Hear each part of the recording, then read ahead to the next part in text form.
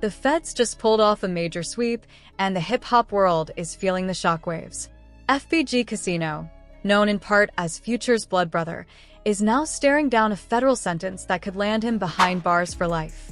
Beneath the glitz, glam, and his FBG ties, Casino was allegedly running a sizable operation that caught the authorities' attention. During the raid, agents reportedly seized 21 kilograms of what's being called poison and nearly $400,000 in cash, revealing a side of his life that went far beyond the flashy persona fans saw. The story behind FBG Casino's downfall is far more tangled than most people realize, and federal investigators might be building a case that stretches all the way up the chain, even potentially reaching Future himself. Atlanta's hip-hop scene has been buzzing, and today we're breaking down the real facts from the rumors. November 19, 2025, marked a turning point for Rico DeVille Boyce, known professionally as FBG Casino, and yes, Future's actual blood brother. At 41 years old, he was staying at an Airbnb in Forest Park, Georgia, when a federal task force swept in like a hurricane. This wasn't a casual street-level bust. These were federal charges with mandatory minimums, the kind of case that carries serious weight. Casino's operations weren't new. He'd reportedly been moving on this scale for years. So, why did the feds move now? The answer lies in a raid that took place just 5 days earlier, on November 14th. Agents from the FBI, DEA, and Clayton County Police descended on the Forest Park property with a precision that looked straight out of a movie. When Casino saw them, he tried to make a run for it through a side door, still acting like a street-savvy 20-something, despite being in his 40s. But federal agents are nothing if not prepared. Months of surveillance and careful planning paid off. When they apprehended him, Casino had $4,000 in cash on him, a modest sum considering the scale of the alleged operation. This wasn't a small-time corner hustle. Federal authorities say he was running a sophisticated distribution network that had flown under the radar for years. Adding another layer to the investigation is 23-year-old David Estevan Montailo Diaz from Coachella, California. His involvement illustrates why the feds were interested. Interstate activity. Moving product from California to Georgia is exactly the kind of federal jurisdiction that draws serious attention. Diaz may have thought he was just making some quick money, but now he faces the same potential life sentence as Casino. This isn't just another headline, it's a glimpse into a large, organized operation with wide-reaching implications. And for Casino, the raid wasn't just a legal nightmare, it was a dramatic showdown that exposed years of activity behind the flashy public persona and FBG affiliations. But that $4,000 in his pocket? Barely the tip of the iceberg. Federal agents reportedly uncovered 21 kilograms of a dangerous substance, nearly $380,000 in neatly stacked cash, a money counter, a food sealer, and even a Glock 19. That's the blueprint of a highly organized operation. On top of that, an additional $80,000 was found in a designer bag linked to Casino. While his brother Future is rolling in hundreds of millions, Casino was living the kingpin lifestyle. Fully exposed, ironically enough, in Future's music video Feds did a sweep. There he was, surrounded by money and product, embodying the very life that ultimately led to his arrest. Life imitating art, or art imitating life. Either way, it was like he was broadcasting his activities for the world to see while the feds took meticulous notes. But this isn't a story that starts with this bust. It's been building for over a decade. Casino has openly talked about his street past, even releasing a mixtape in 2013 titled Ex-Drug Dealer. The project, featuring Future, Young Scooter, and production from Metro Boomin and Zovan, painted him as a former street player now fully committed to music. Yet, it appears that X part may have been more for show than reality. By 2017, he was on interviews with DJ Small's Eyes, claiming trapping was dead and criticizing how sloppy modern hustlers had become, posting too much online, and essentially building their own cases. The irony? That's exactly what he did, inadvertently documenting his operations through interviews, social media, and public appearances. One particularly revealing interview showed Casino moving around allegedly armed, boasting about shooters, and flaunting weapons in the back of a Rolls-Royce. Commenters immediately called out the recklessness, noting, "How many homies have to go to the feds before these cats realize these videos are self-incrimination?" That comment turned out to be eerily accurate.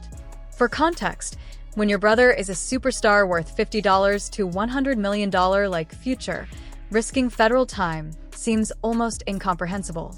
Pride, stubbornness, or a refusal to feel dependent.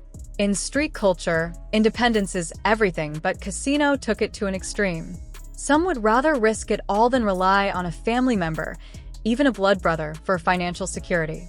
And that choice, whether brave or reckless, ultimately caught up with him. Here's where the story gets really intricate. FBG Casino wasn't just Future's brother. He was also deeply involved in the business side of FBG, managing day-to-day operations and trusted by Future to oversee the label. That raises a critical question. Where does legitimate business end and illegal activity begin? That gray area is exactly what federal prosecutors love to exploit in RICO cases. Casino now faces a mandatory minimum of 10 years in prison, with a potential maximum of life. At 41, that's essentially a life-altering, possibly terminal sentence. What's striking is that he's been operating in plain sight for years, posting on social media, doing interviews, and even appearing in Future's viral Feds Did a Sweep video, flaunting money and product. So, why did the feds act when they did? The truth is, somebody likely flipped. You don't accidentally stumble upon 21 kilograms of narcotics and $380,000 in cash. Federal authorities had precise intelligence. They knew where to look, when to move, and what they'd find. Something shifted in Casino's circle, probably the cross-state connection with co-defendant David Montielo Diaz from California, which put them on the federal radar. This is how modern federal investigations work. Cases aren't built overnight. They often take months or even years, using wiretaps, surveillance, financial records, and, most importantly, cooperating witnesses. It's likely someone in Casino's network got caught with a smaller amount and chose to talk to avoid heavy sentencing, exposing the bigger players in the process. This isn't just about Casino's arrest. It's about how the feds construct RICO cases. They follow the same blueprint they used on Young Thug and YSL. With FBG, you have multiple artists, money flowing, and now federal charges.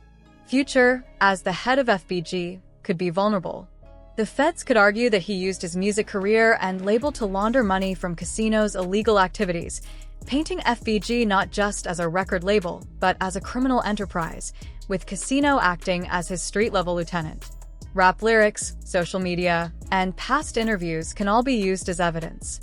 Future's catalog, including tracks like Move That Dope and Karate Chop, is filled with references to street life and the trap, which prosecutors could frame as documentation of the lifestyle his brother allegedly lived. The money trail adds another layer. If Casino was earning hundreds of thousands from illegal operations, investigators will scrutinize whether those funds were funneled into FBG, disguised as legitimate business transactions. Federal forensic accountants excel at tracing illicit funds through legal channels. This isn't just about one arrest, it's part of a broader pattern. Federal authorities in 2025 aren't just after street-level players.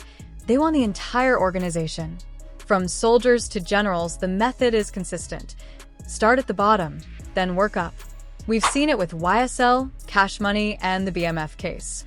The remaining question: why now? Casino has been active for years. Why did the federal sweep happen in November 2025? Possible factors include increased federal scrutiny under the current administration, or a high-ranking member of Casino's organization flipping and cooperating with investigators. Whatever the reason, the timing has thrown the Atlanta hip-hop scene into shock and could have far-reaching consequences for everyone involved. Or maybe the feds finally had enough evidence to build a larger RICO case. But one question keeps coming up. Why was Casino still out in the streets when his brother Future, worth hundreds of millions, could have easily put him on a legitimate payroll? Pride?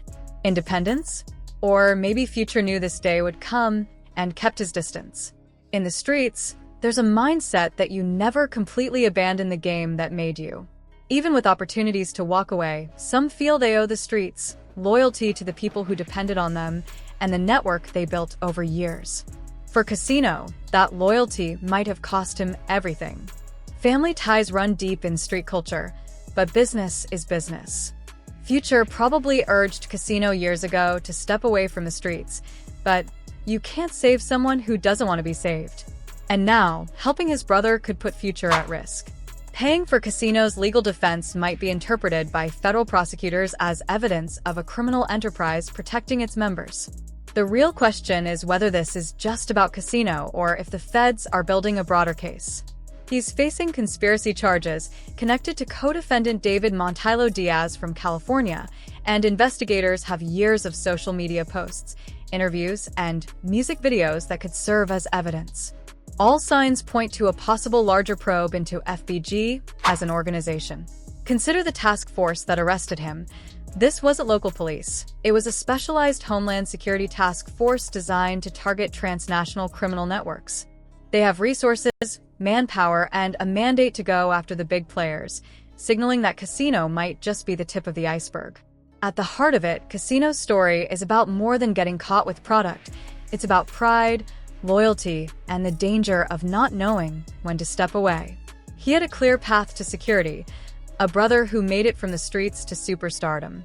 But instead, he stayed tied to a game that never had his back. Now, at 41, he faces life in prison for money he didn't need and respect from people who won't be there when the federal system comes calling. Casino's downfall is a cautionary tale. The streets may never let go, or sometimes, we refuse to let go ourselves. The bigger question now is what this means for Future and the FBG organization.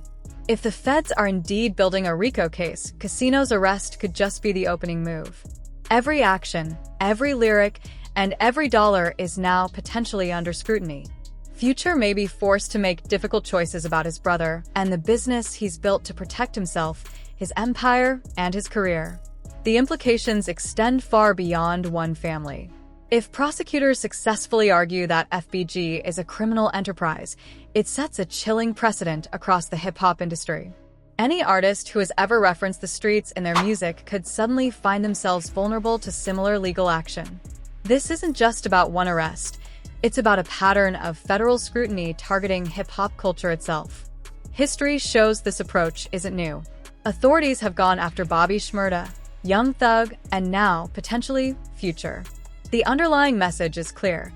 Fame and success in hip-hop do not shield you from federal investigation, especially when family members remain active in street-level activity. The feds are essentially arguing that leaving the streets behind is nearly impossible for artists, that the culture itself is criminal, and that the music is just a cover for illegal operations. This is a dangerous precedent, one that could threaten the careers of countless artists who rose from street life to achieve legitimate success.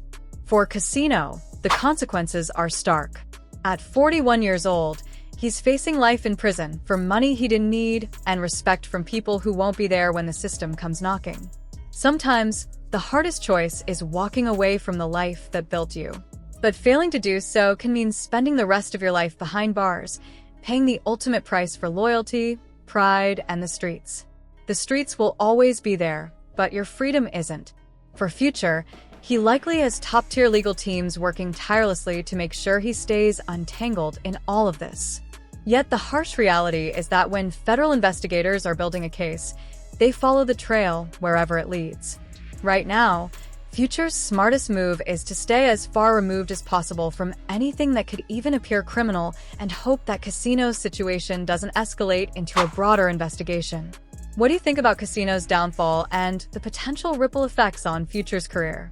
Is this strictly about Casino's personal choices, or could the feds be constructing a RICO case targeting FBG as a whole? Should Future have more to keep his brother off the streets, or is this simply the outcome of an adult making his own decisions? We want to hear your take in the comments. Make sure to subscribe and turn on notifications. Federal cases like this move fast, and we'll be here to break down every new development. The streets are watching, the feds are watching, and you won't want to miss how this unfolds. Also, check out the video on screen about how federal authorities built their case against Young Thug, because the same playbook they used then could easily be applied here to FBG. Casino's arrest may just be the opening chapter of a story that's much bigger than anyone anticipated.